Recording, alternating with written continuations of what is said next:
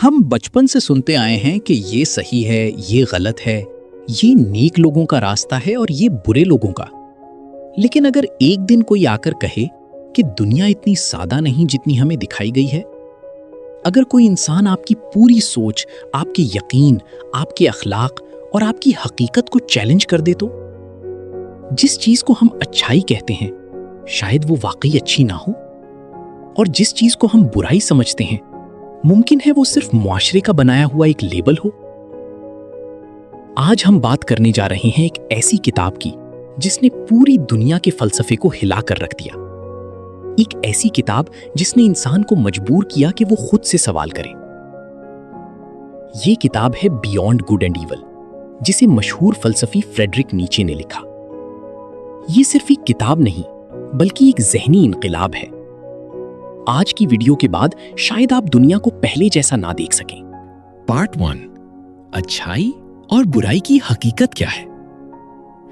दोस्तों, फ्रेडरिक नीचे अपनी किताब बियॉन्ड गुड एंड इविल की शुरुआत एक बहुत खतरनाक सवाल से करता है। वो कहता है कि आखिर इंसान ने ये कैसे मान लिया कि कुछ चीजें हमेशा अच्छी होती हैं और कुछ हमेशा बुरी। क्या वाकई दुनिया इतनी सादा है, या फिर हम सिर्फ वो मान रहे हैं जो सदियों से हमें सिखाया जा रहा है। नीचे कहता है कि इंसान सच की तलाश कम और सुकून की तलाश ज्यादा करता है। लोग वही बात मानना पसंद करते हैं जो उन्हें महफूज महसूस करवाए। इसीलिए मुआशरा कुछ उसूल बना देता है और फिर हर इंसान को बचपन से उन्हीं उसूलों के मुताबिक सोचना सिखाया जाता है। आहिस्ता आहिस्ता इंसान अपनी असल सोच खो देता है। जरा सोचें, एक बच्चा जब दुनिया में आता है तो उसके जहन में अच्छाई या बुराई का कोई तसव्वुर नहीं होता। वो सिर्फ जिंदगी को महसूस करता है। लेकिन जैसे जैसे वो बड़ा होता है, मुआशरा उसे बताना शुरू कर देता है कि क्या सही है और क्या गलत, कौन सा ख्वाब देखना चाहिए, कैसे बोलना चाहिए, किस चीज से डरना चाहिए और किस चीज को कामयाबी समझना चाहिए। नीचे के मुताबिक यही वो लम्हा होता है जब इंसान अपनी असल आजादी खोना शुरू कर देता है। वो कहता है कि ज्यादातर लोग अपनी जिंदगी अपने नजरियात के मुताबिक नहीं बल्कि दूसरों की एक्सपेक्टेशंस के मुताबिक गुजारते हैं। इंसान को बचपन से इतना कंडीशन कर दिया जाता है कि वो सवाल करना ही छोड़ देता है। पार्ट 2, गुलाम ज़हनियत और हुजूम की सोच। दोस्तों, किताब के अगले हिस्से में नीचे इंसान की एक ऐसी कमजोरी के बारे में बात करता है जो आज के दौर में पहले से भी ज्यादा खतरनाक हो चुकी है, और वो है हुजूम की सोच। नीचे कहता है कि ज्यादातर लोग अपनी जिंदगी खुद नहीं जीते, वो सिर्फ दूसरों को कॉपी करते हैं। वो वही चाहते हैं जो मुआशरा चाहता है, वो वही ख्वाब देखते हैं जो उन्हें दिखाए जाते हैं। आज अगर आप सोशल मीडिया को देखें तो ये बात और भी वाज़ेह हो जाती है। लोग अपनी असल शख्सियत दिखाने के बजाय दूसरों जैसा बनने की कोशिश कर रहे हैं। हर इंसान अप्रूवल चाहता है। मिसाल के तौर पर, अगर कोई इंसान बहुत एम्बिशियस हो, बहुत कॉन्फिडेंट हो या अपनी मर्जी से जिंदगी गुजारना चाहे तो मुआशरा फौरन उसे एरोगेंट या सेल्फिश कहना शुरू कर देता है। क्यों? क्योंकि मुआशरा अक्सर उन लोगों से डरता है जो मुख्तलिफ होते हैं।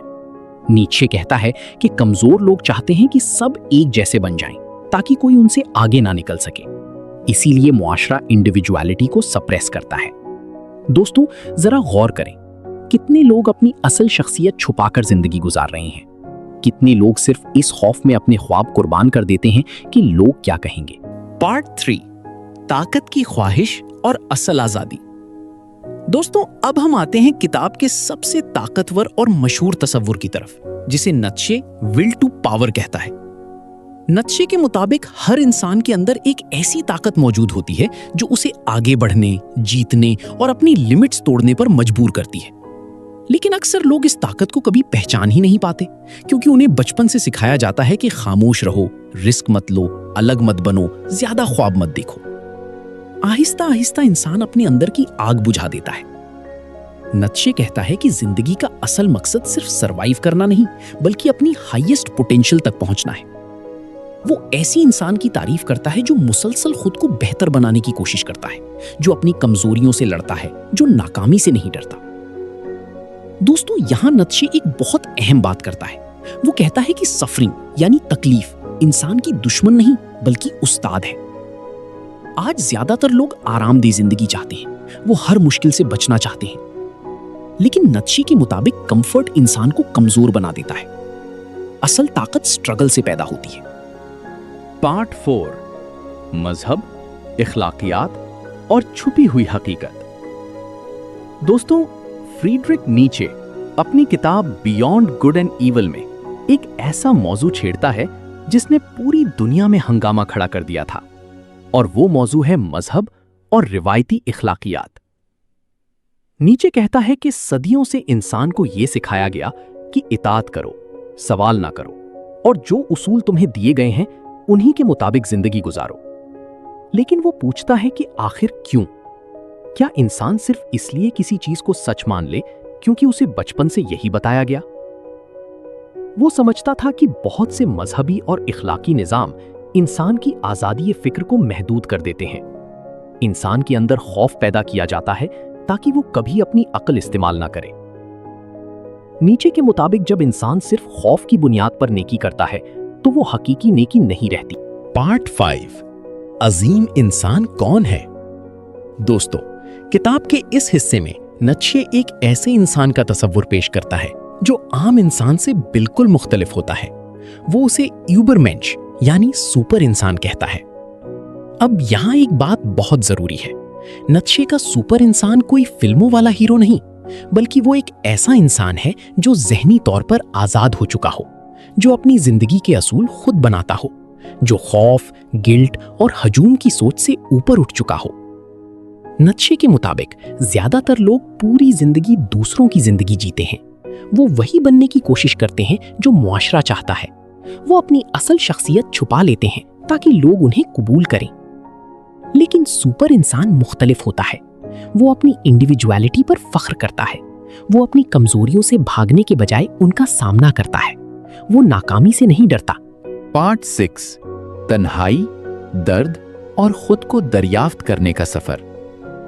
दोस्तों, फ्रेडरिक नीचे के मुताबिक दुनिया का सबसे मुश्किल काम खुद को समझना है।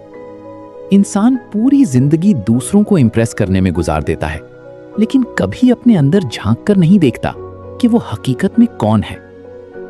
इसीलिए बियॉन्ड गुड एंड ईवल में नीत्शे बार बार तन्हाई की बात करता है। वो कहता है कि जो इंसान वाकई अपनी असल शख्सियत को दरियाफ्त करना चाहता है, उसे कभी ना कभी तन्हाई से गुजरना पड़ता है। पार्ट 7, अपनी जिंदगी का खालिक बनो। दोस्तों, किताब के आखिरी हिस्सों में नीत्शे एक बहुत गहरा पैगाम देता है। वो कहता है कि इंसान को अपनी जिंदगी दूसरों के उसूलों पर नहीं, बल्कि अपनी मर्जी और शऊर के मुताबिक जीनी चाहिए। वो समझता है कि ज्यादातर लोग एक प्रोग्राम्ड जिंदगी गुजार रहे हैं। वो सुबह उठते हैं, वही काम करते हैं जो सब कर रहे हैं, वही ख्वाब देखते हैं जो मुआशरा उन्हें दिखाता है, और आखिर में बगैर वाकई जिए दुनिया से चले जाते हैं। नीत्शे कहता है कि ये जिंदगी नहीं, सिर्फ सर्वाइवल है। असल जिंदगी तब शुरू होती है जब इंसान खुद से सवाल करता है, मैं हकीकत में क्या चाहता हूं? मैं किस किस्म का इंसान बनना चाहता हूं? क्या मैं अपनी जिंदगी अपने उसूलों पर जी रहा हूं या सिर्फ दूसरों को खुश करने के लिए? दोस्तों, ये सवाल आसान नहीं, क्योंकि सच अक्सर अनकंफर्टेबल होता है। दोस्तों, सिर्फ एक किताब नहीं, बल्कि एक ज़हनी इनकलाब है। ये किताब आपको अनकंफर्टेबल जरूर करती है, लेकिन शायद यही डिस्कंफर्ट इंसान को जगाता है। नीत्शे हमें सिखाता है कि जिंदगी सिर्फ दूसरों के उसूलों पर चलने का नाम नहीं। असल जिंदगी वो है जो इंसान शऊर, हिम्मत और आजादी के साथ जीता है। अगर आप वाकई अपनी सोच को आम लोगों से मुख्तलिफ बनाना चाहते हैं, अगर आप अपनी जिंदगी को गहराई से समझना चाहते हैं, अगर आप हजूम से अलग अपनी पहचान बनाना चाहते हैं, तो ये किताब आपकी जिंदगी बदल सकती है। अब मुझे कमेंट में जरूर बताएं, क्या इंसान वाकई आजाद है या हम सब सिर्फ मुआशरे के बनाए हुए उसूलों के मुताबिक जिंदगी गुजार रहे हैं? अगर वीडियो पसंद आई तो लाइक करें, चैनल को सब्सक्राइब करें और बेल आइकन जरूर दबाएं, ताकि ऐसी मजीद माइंड चेंजिंग किताबों के खुलासे आप तक पहुंचते रहें। अल्लाह हाफिज।